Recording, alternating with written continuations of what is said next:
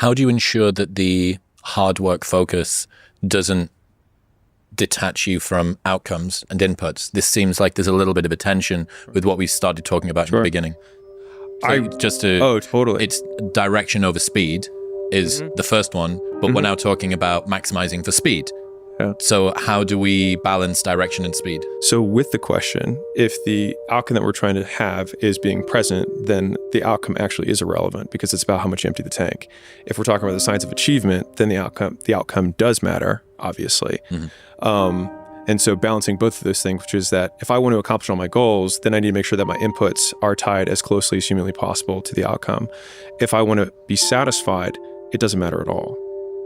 And so I think it's marrying those two ideas where the perfect world, in my opinion, would be you work as hard as you possibly can because you thought ahead of time, what is the input that has the closest correlation with the outcome that I want?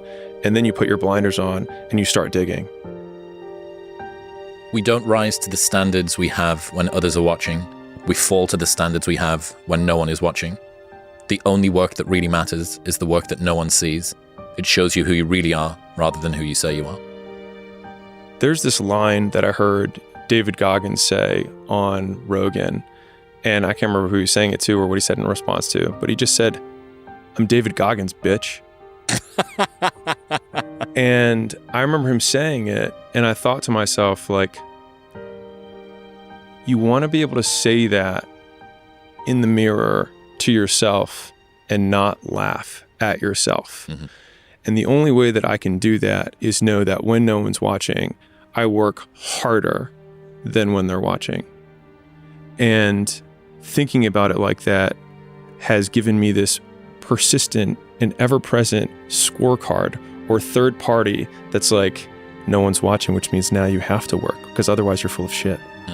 And so it's this continuous reinforcing cycle of the me and other me holding the whip behind me to see how much I can take.